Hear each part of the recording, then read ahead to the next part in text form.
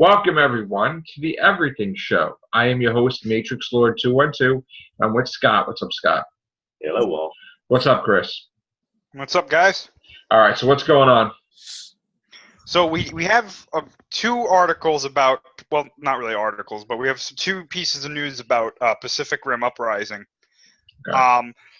Now, one of them is going to be potential spoilers for Pacific Rim Uprising, so if you don't want to know, stop watching now. Okay. So in the trailer, I don't know if you guys remember, but in the trailer, it looked like there was a Jaeger that the Gypsy Avenger was fighting. Okay. And we now have a name for that Jaeger. And that Jaeger is called the Obsidian Fury. Ooh, cool. Now, apparently, and this is where we started to get into spoiler territory, the rumor, I shouldn't really say rumor because I believe it is confirmed, they said that it runs on a different operating system than the other Jaegers. Okay. So this could potentially be why they're considering it a rogue Jaeger. That's what it's being called right now, is a rogue Jaeger known as the Obsidian Fury. Maybe from the same power where the monsters are coming from? Apparently, it's still a man-made Jaeger. Okay. Apparently, it's still one of ours. But for some reason, it goes rogue. Now, I don't know if that means the pilots go rogue or if the operating system goes rogue. But for some reason, this Jaeger has deemed it necessary to fight against both humans, Jaegers, and even kaiju, apparently. Very interesting. So what does this mean? What does this mean? I think it means one of two Miami things. of Miami's my friend. No, I think it means actually one of three things. Either the pilots went rogue, the operating system, they tried to make this Jaeger like a self-piloting Jaeger or something, and it went wrong, or somehow the precursors have found a way to take control of Jaegers. I'm leaning towards the second option. I think that the operating system probably went rogue. Okay. And then maybe corrupted the pilots? No, I don't even think it has pilots. I think literally the operating system went rogue and took over the Jaeger. Oh, so it's an AI. All right. Basically, yeah. Okay. So that's what I'm thinking. But of course, we'll have to wait and see. Right. Excuse me. To be honest with you, I really like the design of the Obsidian Fury. I think that it's simple, but there's something about it that just looks really cool. Do you have a picture of it, Chris? Swords. I can find a picture of the figure. I don't know if I can find like a resolution image of. You want me to look? Actually, I'll do it. Yeah. All right. But yeah. Chris, to be honest, what do you expect this movie to do in reality? Do you think it's going to be a success, or do you think it's going to be a failure? I think it's going to do very well overseas, and it's going to do horribly over here. I see. That's what I think. Ultimately, will it be deemed a success to get another movie? It depends on how well it does overseas. If it does well overseas, I'll tell you right now, and this kind of leads into our next potential article, but I definitely think that there will be another Pacific Rim film or something to do with Pacific Rim. So this is the Obsidian Fury. Ooh, You guys can see I that. just brought that up just a few seconds ago. That looks nice. The one or the red one. Yeah, that is looking nice. Now, So that you see these chainsaw-like swords? blade, I love.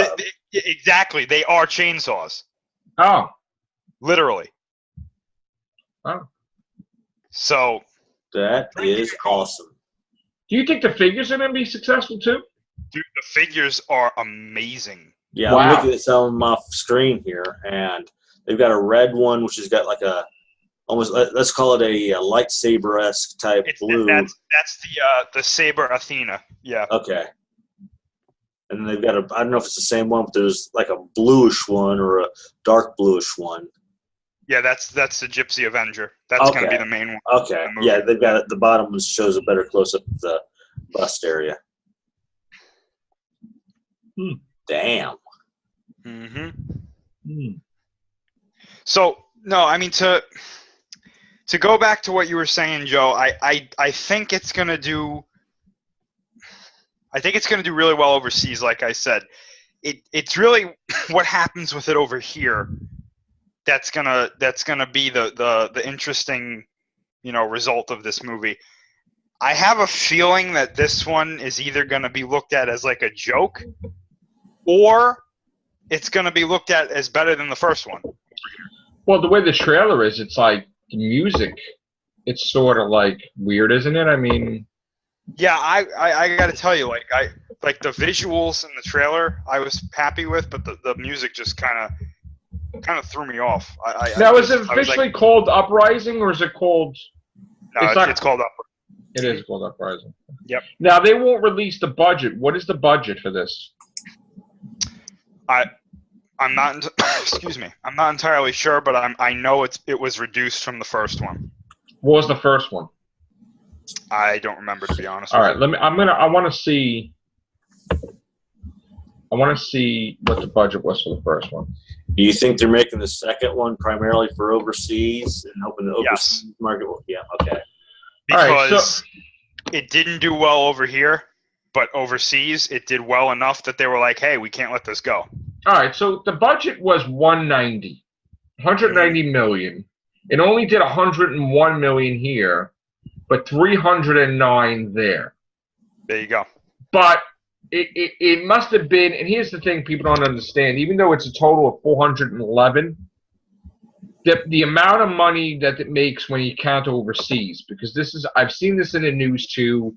We've seen stories where the foreign markets like China have been, when it comes to the audits, it's short. Like they're keeping most of the profits rather than giving them back to the studios. So, like, we run the risk of, I think they get a smaller percentage. So even though we're seeing it, oh, wow, it's this, the movie probably made very, very small amount of profits. But they figured if we probably do a lower budget, we could make this successful, I'm thinking. So if the budget is 150, which again, I don't really know, could be 140, could be less. And if it does at least 140 or 130 here, and if it keeps doing, let's say, 300 or 400 million over there, it's a success. But, I mean, again, if it makes a small profit like the last one does, I doubt they would do another one. I mean, it has to make at least, 100 million profit or 200 million profit? Here's the thing, though. Here's the thing. We are in a bit of a different playing field with this movie because Legendary Pictures is now owned by a Chinese corporation. So if they deem it that, over there that it did well, no matter what it does over here, they could say, we're making another one. Potentially. So, in other words, it is profitable in some way. Like what? By figures? By what? Like books? Merchandising? It's the merchandise is one half. I'm going to tell you right now, it wasn't the merchandise. It wasn't the merchandise because the first Pacific Rim's merchandise was it was good, but it wasn't that good. But now it's different, though. Now it's different. The merchandise that they're putting out for this movie blows the first one out of the water. So they may make a nice little profit with the merchandise. Right. And they've got, in my opinion, they've got a bit of a bigger cast, like name-wise in this, because we've got John Boyega coming off the heels of The Force Awakens and now into The Last Jedi. So he's the main character. And even though he's not really big yet, we've got, Scott Eastwood is in this movie. Yeah. Plus, two of the fan favorite characters, or actually three of the fan favorite characters, are returning from the first Pacific Rim. So potentially, this could be this could potentially sell on the names that are in the movie, and excuse me, I apologize for coughing so much. That's okay. And we we also have the fact that, I hate to say this, I really do, but this is not a Guillermo del Toro movie. Yeah, no. So his movies, they don't really do well at the box office usually. No. But the thing as well is that if they market this potentially like, I don't want to say exactly like Transformers, but if they market it like that, where they sell it on the action rather than they did with the story the first time, they might get the American audience in there just to see a pure action movie. Mm. Okay.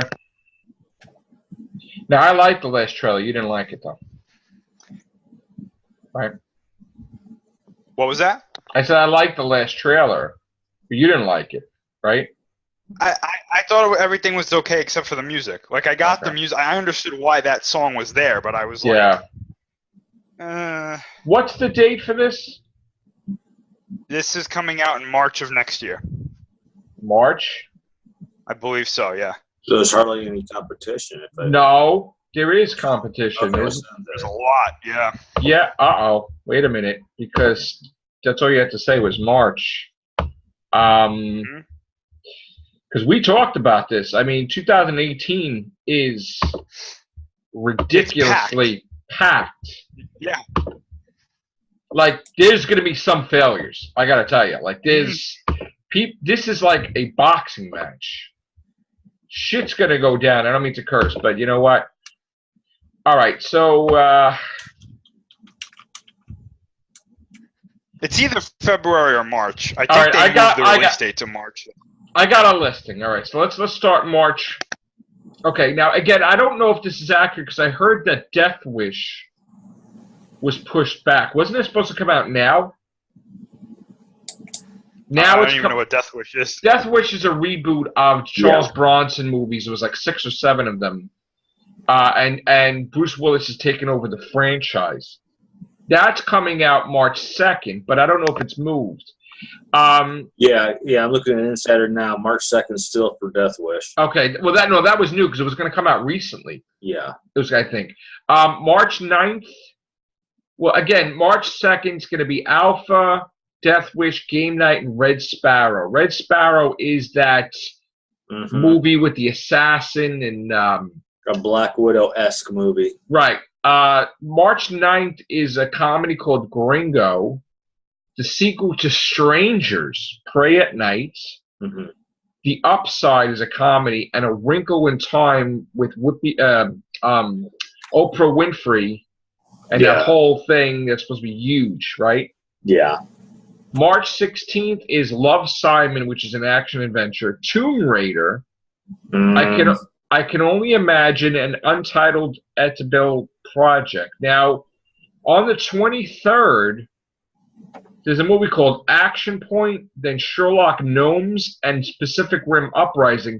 To me, there is no competition. To me. Unless you count... See, the thing is, I don't really know that Tomb Raider has staying power for 2 weeks in a row. Like we said, looking at that trailer, it looks like they just took cutscenes and fashioned a movie around it. And that's what they could have done. I'm going to tell you what... That the main competition there is going to be that friggin' Sherlock Gnomes movie. Yeah. Because it's animated. Yeah. Yes, absolutely. Really? Yes. To Pacific Rim Uprising, that can knock it out of the water. Yes. Hands down. Really? Yes. Not all animated do great, though. I mean, My Little Pony but look at what the first one did, though. Which one? The Sherlock Gnomes is like a sequel / spin-off of Romeo and Juliet. Yeah. Is it? Yeah. Yes. Oh, no. Yeah. I didn't even know that was a sequel. Yeah. So that's going to be, I'm telling you, that's going to take the American box office, and Pacific Rim is going to do well overseas. I'm telling you right now. Well, I got to tell you. Unless Sherlock Gnomes is like terrible. Or whatever it is terrible. I see Death Wish being 1 or 2, and then Gnomes will be definitely 1. Well, no, Death Wish is not. Maybe 3. Hold on. Death Wish is not going to be competition because Death Wish is weeks before it. And it's not like it's the Avengers or anything where it's going to be number one for like 4 or 5 weeks. So that's going to be out of the water because if Death Wish is number one and Red Sparrow is number two, hypothetically, March 2nd, March 9th is probably going to belong to Strangers because people loved Strangers when it came out. Although, if not everybody's into horror movies that week, we do have a fantasy movie, which is kind of by Disney. It's by Buena Vista, which is, I guess, a division of Disney, right? A Wrinkle in Time, which is Oprah Winfrey's movie. I don't know, man. And then Tomb Raider will be number one the following week, hands down, because there's really no competition. So if Pacific Rim is, let's just say, somehow it beats Sherlock Gnomes, right? And it's number one. It's definitely not going to be number one the following week. When Ready Player One comes out. Because Ready Player One seems like a movie that is going to be number one for weeks, depending on what comes out the following week. Which it looks like the following week is a movie called Blockers and A Quiet Place. But then on April 13th, it's New Mutants. On April 20th, it's Overboard and Rampage. And Overboard is a reboot of Overboard from back in the day. Then Super Troopers 2. Then this movie Tully. And then we're starting, well, April actually sucks for movies. It's not really, I don't know. But Pacific Rim, I mean, look, it's got to, if it could have staying power in the top 10 for like a month, then. Yeah, May 25th was Solo. Well, May no. It's Solo was delayed, wasn't it? Unless they changed it. Chris, Solo was delayed to Christmas, right? To be honest with you, I don't even remember. I don't think it was yet. Oh no, okay. So May 4th is Infinity War. Mm-hmm. And then we got Life of the Party on the 11th. Then Slender Man, A Star Is Born, and an untitled movie. And then Solo is May 25th. So, but why does it seem like these movies have shrunk? I think people pulled out. I think. I think some of them did move because I don't remember this. This is Skim. This is Skim. For some reason, this is too light for May. I think they bailed out. This is an updated list because June has Deadpool by himself, and then June 8th is Ocean's 8 by itself. Then June which 15th, is also a something of a spin-off because they're using gals. No, I know, but it's completely by itself. There's nothing coming out week. June isn't Bumblebee supposed to come out? Well, just let me get to that. June 15th is Incredibles 2 and an untitled movie by Entertainment Studios. June 22nd is Jurassic World: The Fallen Kingdom. June 29th, there is no Bumblebee. There's Scarro 2, Tag, Uncle Drew, and I Feel Pretty, a comedy movie. Now, where the hell is Bumblebee? That's what I'm looking for. So far, I haven't seen anything.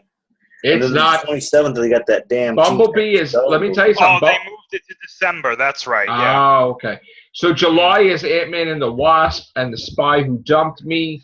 July 4th is. July 6th is Ant-Man and the Wasp and the Spy Who Dumped Me. July 4th is The Purge: Next Chapter. July 13th is Hotel Transylvania 3, The Nun, and Skyscraper, which is a huge movie with The Rock. The 20th is Attila, Battle Angel, and Mamma Mia, the sequel. And then on the 27th of July is Mission Impossible 6, Teen Titans Go to the movies, and an untitled DC movie.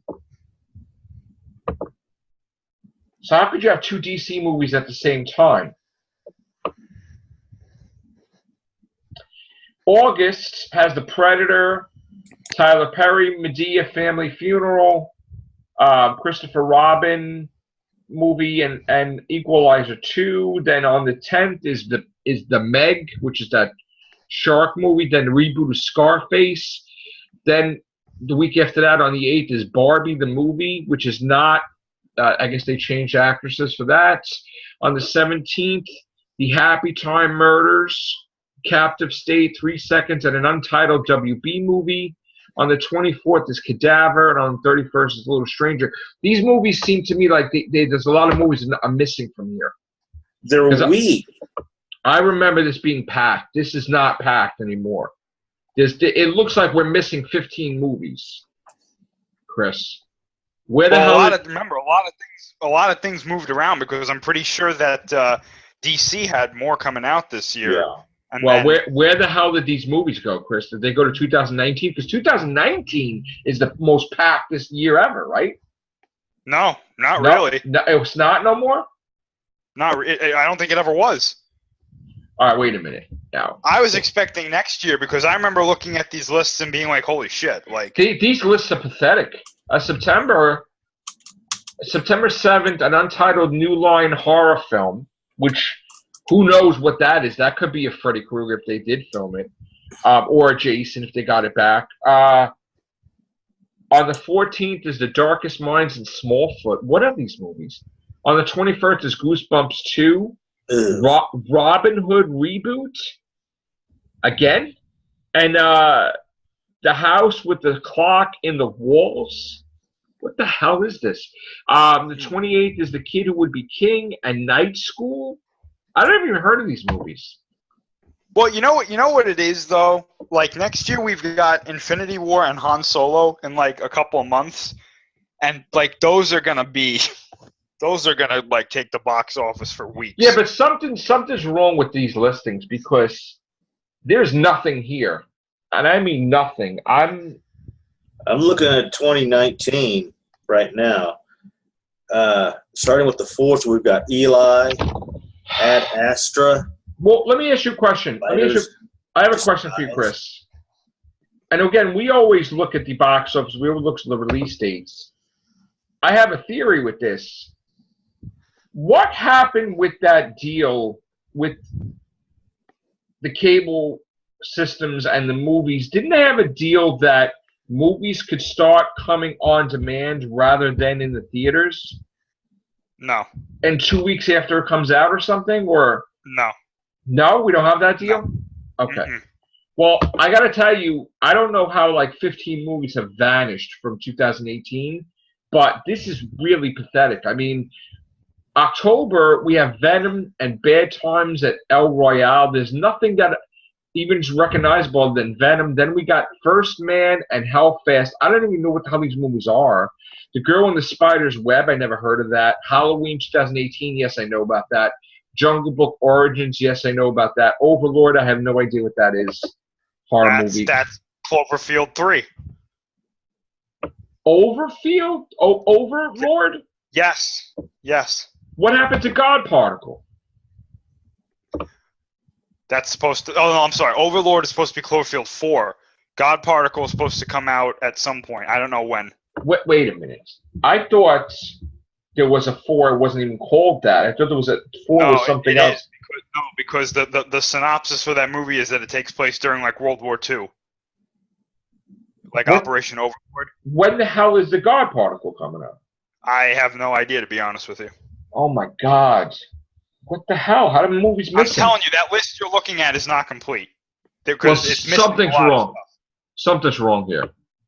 Dark Phoenix in November, Mulan, live action, The Nutcracker and the Four Realms at an untitled Paramount, and Mary Queen of Scots. Then the reboot to The Grinch Stole Christmas, right? Holmes and Watson, which is a comedy with Will Ferrell. Fantastic Beasts 2, Widows, and then Wreck-It Ralph 2 and Robert Zemeckis movie. Well, as you're getting towards the later months, it is because a lot of these movies are going to be things that are big. But okay, so December is animated Spider-Man movie, which that's Miles Morales, right? Mm-hmm.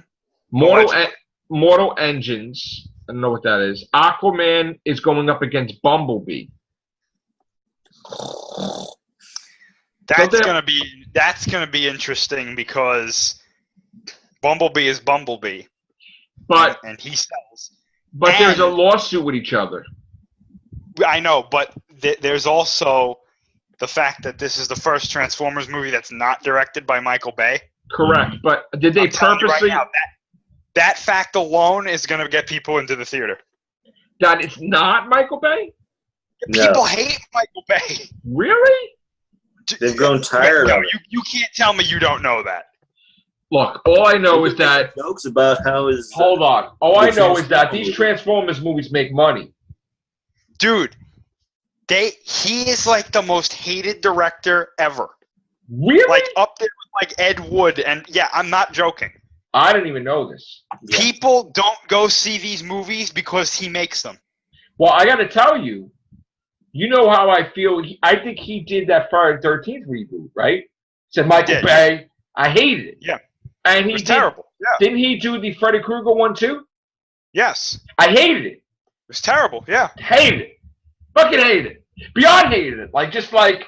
I'm gonna, real, Phil, Joe. No, I'm going to get like a pitchfork and light the flame like, no, seriously. So you're saying now that just about everything he does pisses people off.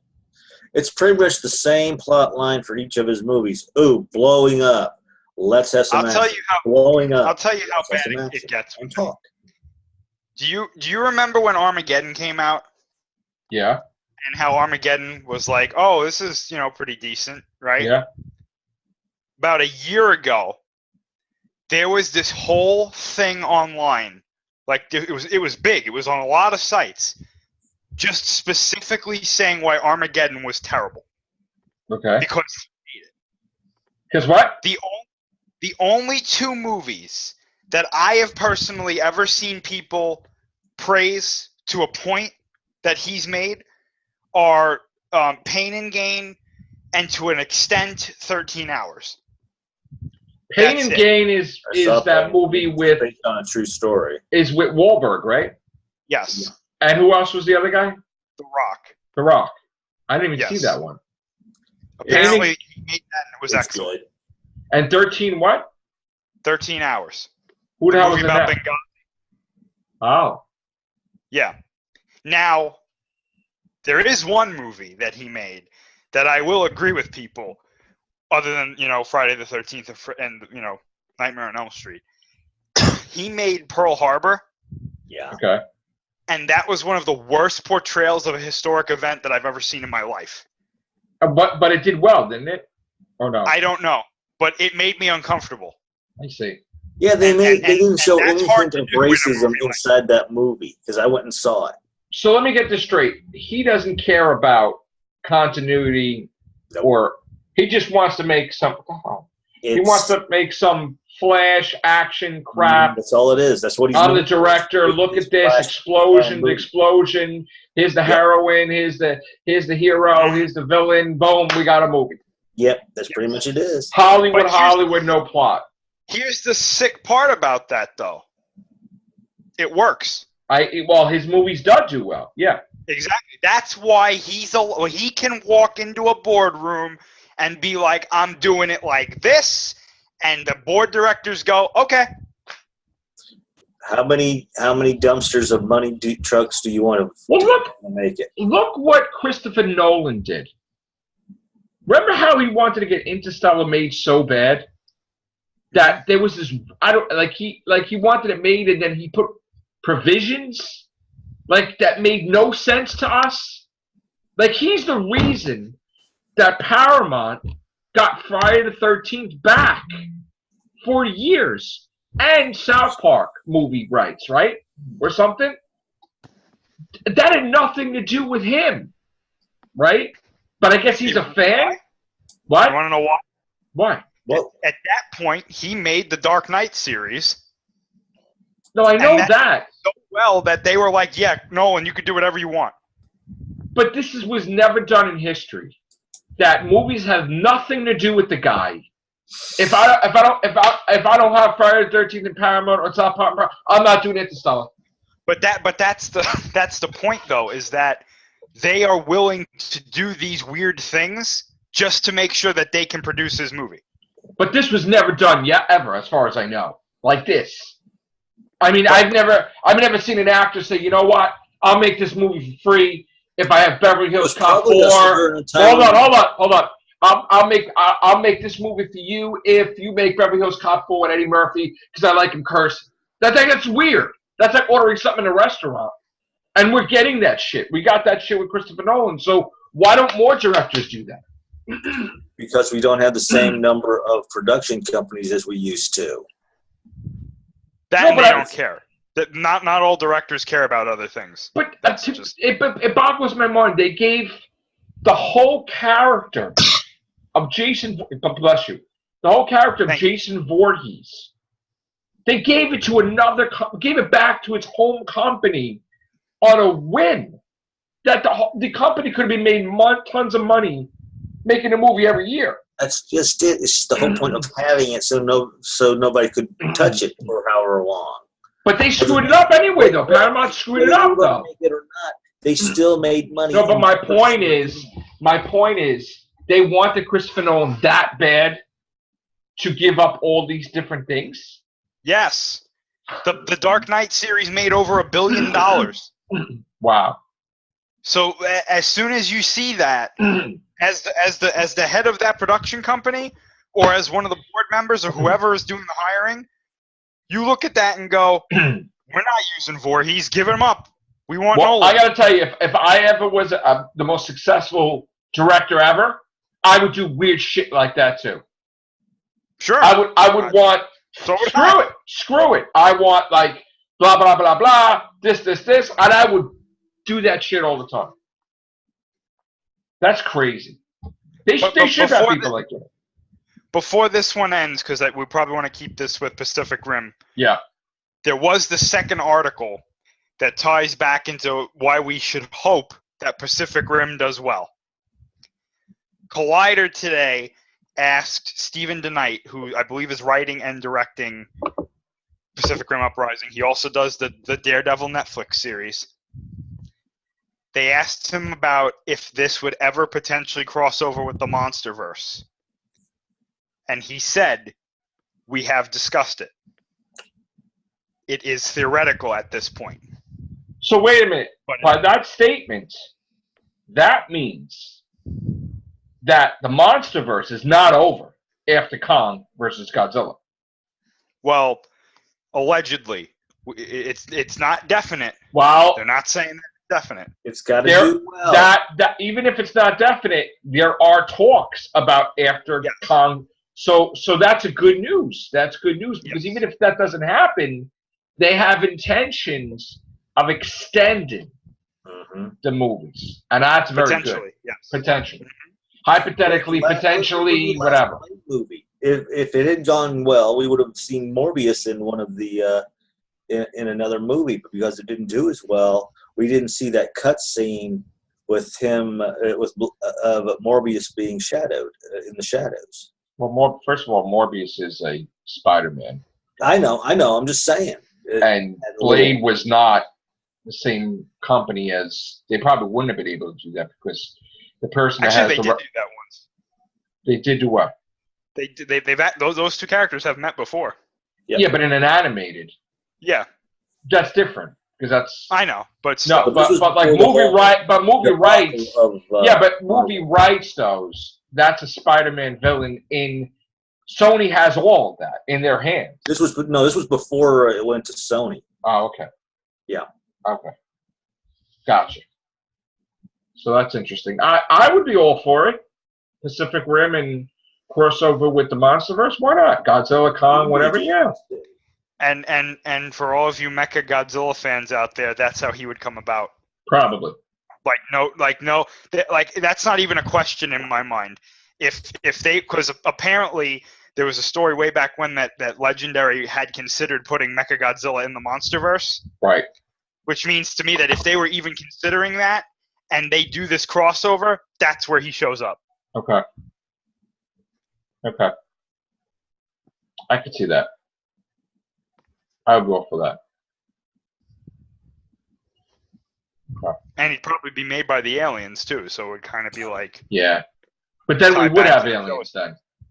No, only if it's in, because they would probably keep that in the Pacific Rim universe. Okay. So that's how they get around that. Yeah. All right, we got a few minutes. We're gonna end this now, and maybe we'll do another one. Thank you guys. Take care. Bye for now.